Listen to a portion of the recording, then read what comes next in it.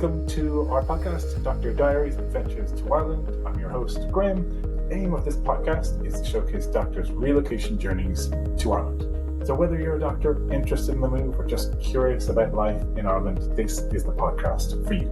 Now, let's get into today's episode. Hello and welcome to the latest episode of Dr. Diaries Adventures to Ireland. Today we're joined by Bernhard. Bernhard, thanks for coming on to the podcast. Tell us a little bit about you. Thank you for having me on here. Bernhard Louw here. I'm an emergency doctor, I'd say, based in Ireland now, but coming from South Africa and starting to branch out to more than just emergency, more than just medicine, I'd say. So yeah, branching out in Ireland and see where that goes. So that is basically me. Brilliant, yeah, and you've quite a journey. We've known each other for quite some time. We mentioned this before the call. We've only met once, but we've known each other for quite a number of years. And I think I tried to tempt you numerous times to take the leap, and then you finally did. Talk us through that. What at that stage? Probably 3 years, if not 4 years ago. Probably standing at just over 4 years now. Yeah. Yeah, so my story, I was working in South Africa. I graduated there, and how the South African system works, you study some universities 5 years, others 6 years. My university was 5 years. And then you do 2 years of internship after, where you do all the aspects of medicine. I know in Ireland you can pick two, if I'm not mistaken. You pick two fields and you do your internship as such in that. Whereas with us, you do it in everything. So medicine, surgery, pediatrics, anesthetics, every field there is. Gain experience in all of that. And then you end up doing a community service here, more kind of in the field that you choose. But then you choose two, if you're lucky enough to get placed. I was lucky enough, I got placed in the middle of Johannesburg. But other people very lucky, we have to say. Yeah, and it was my hospital where I did my internship. So didn't move at all. But look, I say that hush hush because a lot of people would hate me for that. But yeah, other people would get placed in very rural areas of the country where they kind of run the hospital almost at stages alone as a junior doctor. I was very supported, and then even more lucky, instead of doing two different fields, I got to do the entire year in the emergency department. So I got a lot of exposure there. But at that stage, I decided it's time for a bit of an adventure. Now, one thing that I'd say, like, I never bash South Africa. I know there's a lot of stories about South Africa out there, but I still say till today, I never ran away from South Africa. It was more, I'm seeking a bit of adventure. And the way to do that for me was going onto the cruise ships as a cruise ship medicine doctor. You kind of run the whole team for the crew and for the passengers and any injuries, illnesses, anything like that. And I think that's when I started speaking to you, because cruise ship medicine it's interesting in a way that reality kind of passes you by. So it's brilliant. Sure. You see a new island every second day. I was based down in New Orleans, so we just went from New Orleans back and forth to Mexico, which sounds idyllic. New Orleans is amazing. Bourbon Street drinks in the afternoon, amazing. But all your friends are building a life, and simple stuff like having a gym subscription, going out to a gym, having a local pub, stuff like that. You miss out on that completely. That's when I started thinking, look, this might be in the future, a move to Ireland. I've been here before on a visit. I absolutely loved it. So then I started thinking, but it wasn't really serious yet. And then what happened was COVID. So I started in COVID on the ships. So I got stuck on a ship. I think the last passengers disembarked in February. I was eventually sent with a ship home to South Africa from America. So from February, I got home in June. So that's about 4 or 5 months that I was on water, stuck, doing nothing, managing a bit of crew illnesses, managing a bit of COVID. Read, look at the ocean, read a bit more. I remember there was a stage we were moved to a new ship and I was quarantined in a room. The TV was in Spanish and the internet was not great, so I couldn't even go on social media. And I found myself lying on my back staring at the roof for an hour or 2 hours. It's the best mindfulness exercise, to be honest. Yeah, well, that's one way to look at it. Yeah, but look, the experience and the stories are from that. Like in the evenings, we were kind of let out after the quarantine time, and the bar would open, the food would serve. It was all South Africans being repatriated, so we had a lot of games there, a lot of good times on the ship as well. Whereas when in life can you take 2 months out of your life just to sit on a ship and play games with friends every night? Yeah. So, like, I would never choose it to do it, but the fact that I had it, I still appreciate it. Yeah. But in any case, got home, got dropped in Durban, got home then, and then realized, shucks, I'll probably need to work at some stage, even though it's COVID. And then an interesting opportunity came to go to Angola. So I ended up in Angola, which is still in southern Africa, I believe, just below the Congo, and was working as a doctor on a COVID response center there. Fast forward a bit, the project manager for that left. So I got put into the role of chief medical officer for the response center.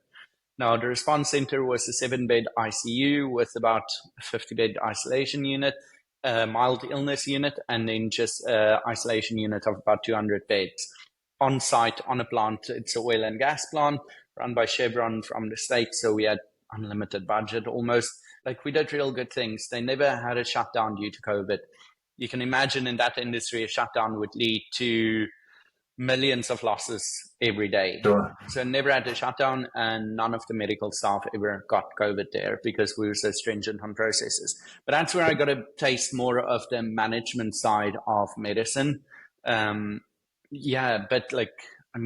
trying to get ventilators from China in the middle of COVID into the middle of Africa, you learn a lot about supply chain management there.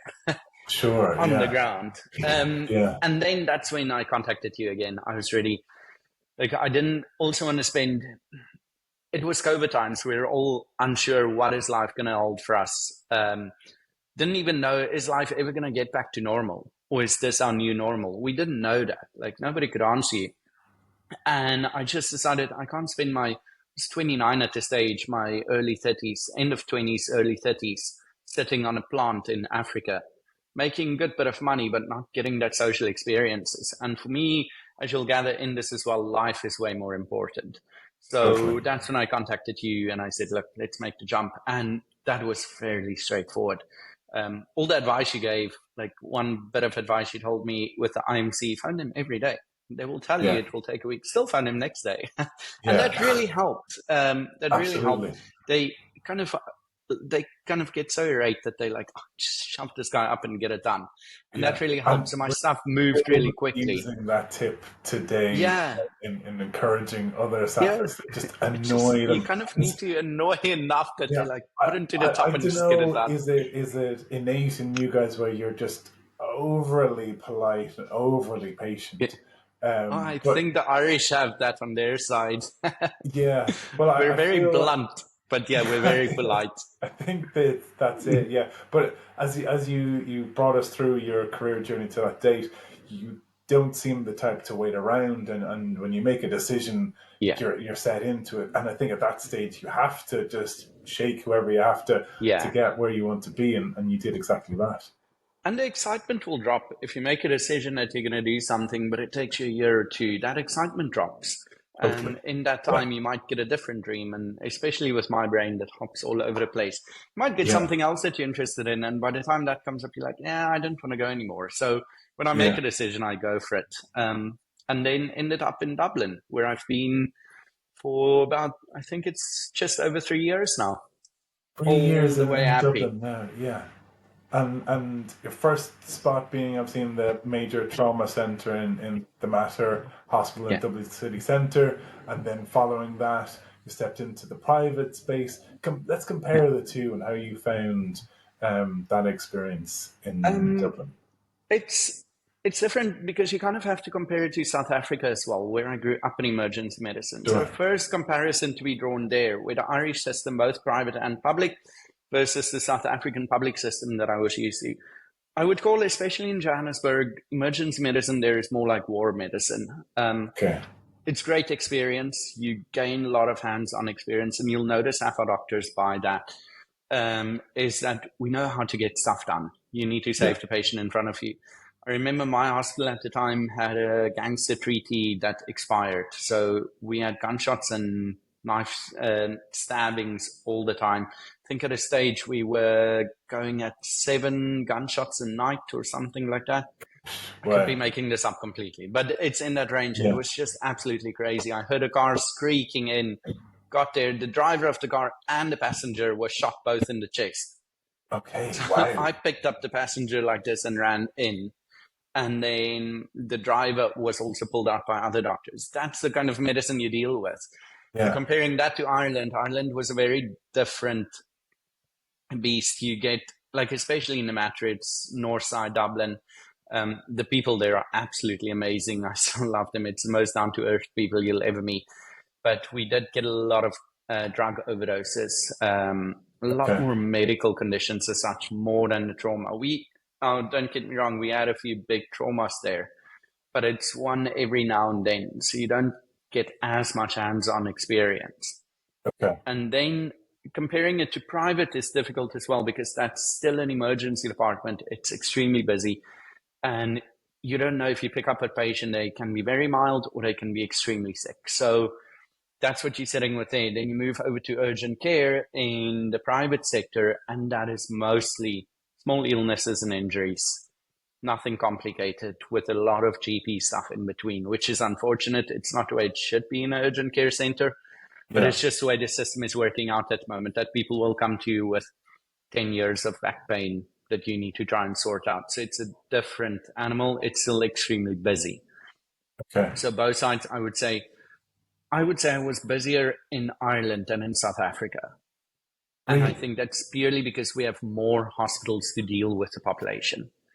I checked the other day, I think it's close to 200 public hospitals that we have, versus I don't even think it gets to 30 over here.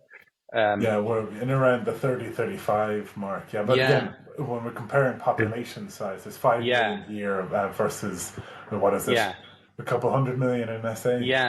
No, 60 million. 60. Okay, not as big. Not as big a pool to pick those bucks out of, but they still manage. To test the Irish rugby players too. So take us through then, because I said your journey doesn't stop there. So you finished up in private, and talk us to sort of present day and what you're doing right now. So present day, I don't know, to be honest. You'll see with me, it's very much all over. I think in urgent care, I realized, look, there's more to life than just doing the same thing over and over again. That was very important for me. And then, so what happened, I joined a digital health company startup, ended up becoming a co-founder of the company, where we tried to kind of get AI tools into the medical world, into the health sector. Now there's hundreds of companies building this, and there's big competition out there, but there's a hesitancy to adopt it. And it's kind of frustrating from the medical side. We're most behind on technology from all the sectors, but we're also the most hesitant to adopt it. So we can move forward quickly. And there's many reasons why we don't adopt it, why we're hesitant. Main thing being do no harm, which is in the Hippocratic Oath. And people are wondering, so if stuff goes wrong, but it's AI-based or computer-based or technology-based, who do you blame? And that also exposes a blaming culture that came from suing practitioners, which probably started in America, but also moved its way over to the UK and then to Ireland and the rest of Europe as well. So there's a balance that needs to be struck, and we're not there yet. And I don't think we're going to get there soon until all the regulations behind all of this are sorted. So unfortunately, as with most startups, 90% don't survive. So I think it's actually that number should be closer to 98% doesn't survive. So I've kind of taken a step back from that specific startup, but I'm still continuing in a digital health consulting role. So consulting on the side, minor clients, just kind of giving more advice from a clinical perspective, but also understanding technology. How do you marry the two? First of all, what is needed? because a lot of companies will provide technology. They kind of see a solution, but they don't have the problem. Okay. So then they develop a solution and need to go and develop a problem for this solution to fit. So it's all the way around. And you'll see that with a lot of technology, because AI is the craze, ChatGPT is the craze, generative learning is the craze. Everything of this is the craze, and we want to fit it into a box. But you need to get back to, what is the problem we're solving? How can we solve it without technology? And do we need to add technology, and how do we add it in? I think that's back to basics, because if you do it the other way around, you're just creating more problems. And if you ask any doctor now, how's the electronic health record system going in their hospital, I can promise you there's a lot more bad stories than good stories, because doctors aren't consulted in the process. It's big tech companies making this the way they think things work. And then you just get less productivity, more burnout. And I saw that firsthand. And that's, I guess, where you see less uptake, because previous experience hasn't been positive. Exactly. And they figure out why not, why move away from something that isn't broken. And that is what is quite a surprise to a lot of South Africans, particularly coming to Ireland, that it's still heavily, paper driven, isn't it? I think James's hospital might be the only public hospital that's fully electronic. If they're even fully, I need to look into that more. But most of the other hospitals, you still write your notes. Yeah.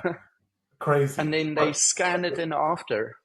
Like you say, there is clearly a need, but it's that, adopting the right solution is I guess, is that, dare I say, part of your mission, or where you're trying to find? I think the right solution to make doctors' lives easier. So I went to speak to a few of my old colleagues and discuss the kind of tools we want to implement. And still a big dream of mine to build kind of, everyone's on the AI assistant role, where you have an AI assistant next to you, kind of taking notes, all of that. That is brilliant technology. It's already existing.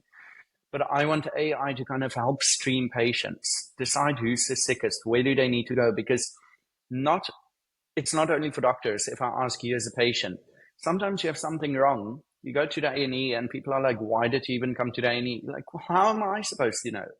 And as doctors, we assume patients know that. Okay. But it's definitely technology that can help you decide you need to go to the GP, urgent care, A&E. When you get to the A&E, where should you go? Should you be seen in the emergency department, or should you be seen in acute medical assessment unit, surgical unit, psychiatric unit? Where once we get that streamlined, you'll make doctors' lives easier. But I discussed this with old colleagues, and the main thing with them was, who's going to man this? The thing you want to build, it's going to cause more problems for us, more effort for us. And I said from the beginning, I want to create less effort for doctors. I've been on the other side of it. I've been burnt out. I don't want to create more hassle. The easier we can make your work, the more doctors we can retain, the more doctors can actually help populations, because that's the big problem that we're sitting now. Doctors just leaving because it's just becoming too much. Sure. And it's just taking even one task away from the job of a doctor to make their job that little bit easier. And I guess that's where having a medical background adds so much value to that mission that you're on, because you can give that hands-on perspective that you have had throughout your career to date. And like patients as well, they complain, but the doctor will only see me for 10 minutes these days. He doesn't talk to me. He wants to know, why am I here? He prescribes something and off you go.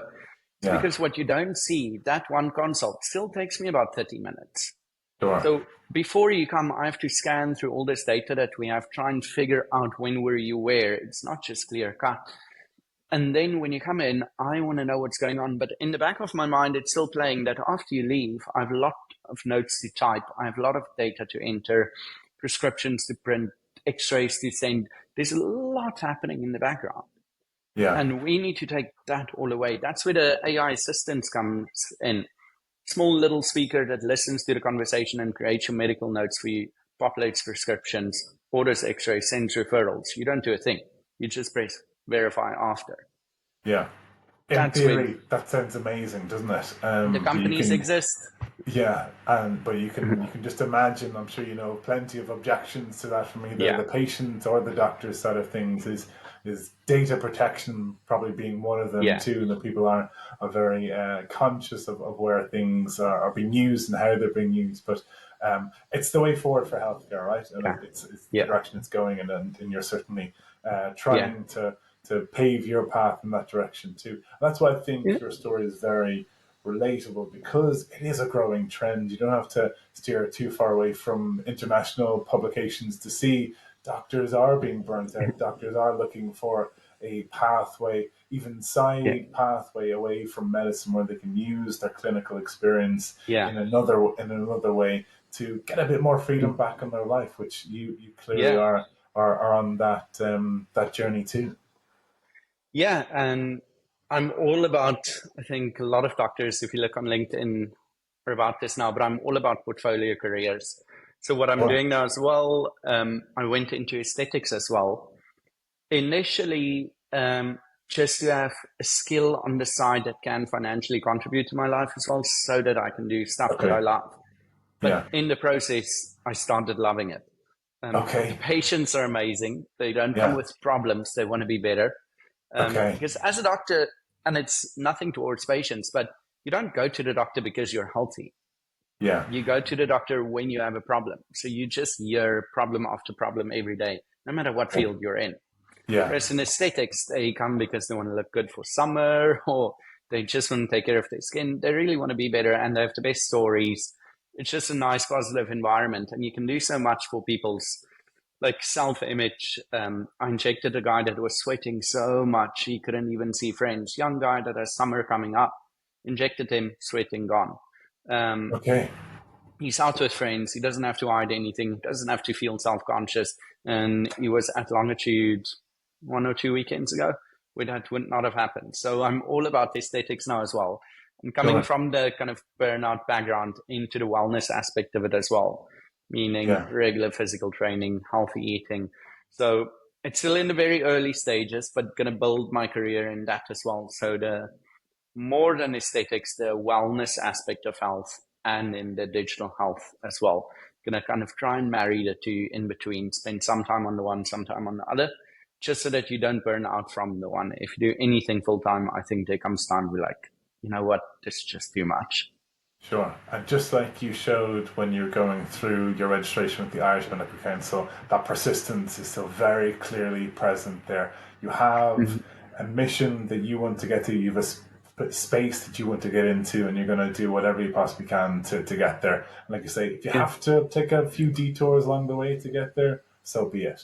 But it's an admirable journey that you're on, Bernhard, and great to be able to share it with people listening to this. We might, if we can, jump into a few quick fire questions. You've been here long enough. You're close to being Irish, Bernhard, so I'm sure you've plenty to share here. Tell me firstly, where is your favorite place in Ireland? I'm gonna get trouble for this. It should be Waterford, but it's actually Connemara and the coast of Mayo. I went there on an adventure medicine course, so I do that as well. Expedition medicine, climbed Kilimanjaro as a doctor. But went to Mayo for that, and then drove down Connemara. And when my mom came to visit, we took her down to Connemara now again, and it's absolutely stunning. Like, even Irish people that go still get amazed by the views. They're like, wow, I knew this was here, but I didn't realize, if that makes sense. Absolutely, yeah. I've had the same feeling when I went to Achill Island a couple of summers back. It's just, amazing, amazing part of the country, next up, famous or favourite Irish celebrity? Who's your... that has to be Bono. I can't not choose Bono. He's my neighbour. Okay. You're in the lovely hills of South Dublin, and you call one of your neighbours Bono. Amazing. Yeah, and he has a regular pub here that he goes to, and we had a good chat a few weeks ago, so I can truly call him my neighbour now. Okay, so Bono knows you by name. That's a claim to fame. He knows me as the South African in the pub, I believe, but we'll get there. We'll get there. Very good. Okay, next up, favourite Irish slang or phrase that maybe the first time you heard it, thought, "What the hell are they talking about here?" But now you've maybe adapted it to your own Irish vocabulary. Yeah, so it's not my favorite. It'll be the one that I dislike the most, actually. Okay. It'll be grand. Yeah. I'm a very much, let's sort things out. Let's get everything on the table. And the Irish will, it'll be grand. No, Yeah. like your wheel is flat. It needs to be fixed. It'll be grand. No, it won't. Fix it.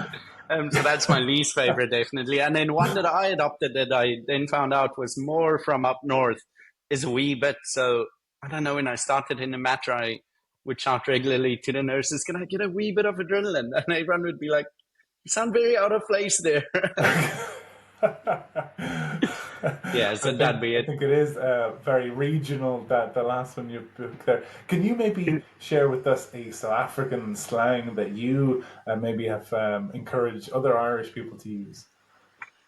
It's very difficult to explain. And I think a lot of the English South Africans wouldn't even get this, but this word sommer, and I don't know what it means. It just means just because, I don't know. So I'll throw it in, we'll use summer to get some bread on the way back. And then everyone looks at me like, what are you saying? But I use that every day. Okay. And still received confused faces, scratched heads, thinking, what is Bernhard And the talking people about? that know me kind of gets to just ignore some of the words I throw in. Try and not understand it.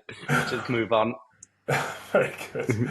And next one, home comforts. What do you get family to bring across when they're visiting, or what do you get them to mail over to you to remind you of home? This is so typical to say, but medicines, actually. We have Okay. a lot of medicines that you don't like, basic over-the-counter stuff, but it Yeah. works really well. That's back home that I don't get here. So I always have a shopping list of medicine. I think my Okay. mom brought over about 300 euros worth of medicine a few weeks ago. I don't know how So legal that's this great. is, Bernard. So we Yeah, won't delve too much into that. it's over the counter, and then definitely spices and chili sauces. The spices, like simple spices, coriander here versus coriander there. The way it's grown is different, so it's going to taste different. So a lot of spices, and then the chili sauces.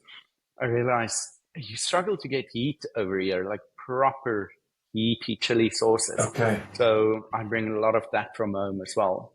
It's a big Safa thing. You guys love your fiery food. Yeah, and spicy, just salty, spicy. The Yeah. Irish very shy on salt. That's probably why we have the blood pressure and cholesterol problem. Um, but Maybe is, yeah. yeah, I just in the restaurant would pick up salt directly now and just put salt over all the food. Okay. And again, have scratched heads around the table thinking, where is Yeah, Bernard going with all that salt? yeah. We can talk all day, I guess, about the differences in terms of our cultures, such as having to pack your own groceries, and filling your own car full of petrol, and having a postal service that works. But if you were to pick one cultural similarity between Ireland and South Africa, what have you found that to be? I think it's the social aspect and the humor. And Okay. people would joke about Irish being in pubs all the time, but it's not being in pubs. It's not the drinking culture. It's the social culture of it. And South Yeah. Africans would also meet a lot in similar type of pubs. Not exactly the same, but similar kind of pubs to meet up, watch rugby together, have a drink together, catch up. That's definitely, and then the humor between the two in those interactions, very similar. That's why I think South Africans and Irish really get along, because we're so much similar. Yeah, I can definitely agree to that one. If you Yeah. were then just looking at your overall journey here outside of the work piece, if you could give one person listening one piece of advice on the overall move to Ireland, what would that be? I think just embrace it all. Obviously, give it time. So I've had a few friends now that move to different areas, and this will count for whether you're moving to New York, to Ireland, to Australia. I had a friend recently moving to New York, and the beginning is tough. And Yeah, even if you find fun stuff to do, fun stuff to go to, there's still times where you miss home, where you feel alone, where your friends aren't that close friends that you knew back home. So yeah, when you have a friend back home, you've known them for 10 years, so you're very comfortable and you easily pick up the phone. When you come here, you might know someone for 2 months, you're very good friends, but you wonder, can I pick the phone up and phone them? it takes time. So give it a proper 2 years, see what you think of a place before you make a decision. If there's valid reasons to go back early, fully understand it, but give it proper time and just embrace it all. Go to everything you can. Put yourself out there. The first time I came here, I went to sit in some pubs alone. You grab a drink and you just start talking to someone. No, it's not great. Like for someone with anxiety, it drives that anxiety up. But it's definitely, you just start chatting and everyone starts chatting. Meet a few friends like that. Yeah. So just embrace it all. Go to events, go to festivals, go to church events, go to anything you can. And just try and speak to as many people as can and make those friends and build the relationships and support system. Yeah, just throw yourself out there. That's the big takeaway. Yeah. Well, finish up on this one. Let me ask you, what's the best part you found of life here in Ireland? I think it's a combination of everything. I know you're asking for a best part, but just taking my life now, staying in Darky now, I walk to 40 foot in the afternoon. If I had a long day of work, I walk 5 minutes, go jump in the ocean, and that sluggishness within you disappear, you're fresh again. Yeah. The mountains just below us, you can live outdoors, but you can also have the social of pubs indoors. So that combination is me. There was a stage where I not considered, but you know me, like the ideas just pop up, wanted to move away to Australia. Yeah. And I took the bus from the north side down to the south side and went through the city center, and I just saw all the lights of the pubs. It's like, but why? This is me. This is my, like how I am. But then also I'm very much into the healthy living now, gymming, exercising, living outdoors, getting outdoors, and having that aspect of life here in South Dublin as well has been brilliant. So that combination of how the two kind of marries, that's the best part of living here. And dare I say, do you now call Dublin your home? Call South County Dublin home. No, other people are going to hate me. Definitely call Dublin home now. Amazing. Great stuff. Yeah. Thanks so much for taking the time out to do this, Bernhard. I know, again, as we said, there's going to be a lot of doctors that are going to resonate to that burnout feeling. That is there a way for me out of medicine? Is there something I can do with my medical background to get a bit more control back in my life? Yeah. And showing, you're very honest and upfront, that it's not easy. It's not plain sailing to step away from your comfort zone, but that, just to persist with it and doing the right things, it will work out. Yeah, exactly. And thank you so much for having me. Really hope it resonates with someone. And I always say, if anyone wants to connect with me on LinkedIn, just to chat about anything, any questions they have from this, feel free. Awesome. Great stuff. Thanks again, Bernhard. We'll talk very soon. Thanks for listening to this week's episode. If you like what you heard today, please follow wherever you get your podcasts. Want to kickstart your relocation journey? Reach out to the team on our socials at MatchMedics.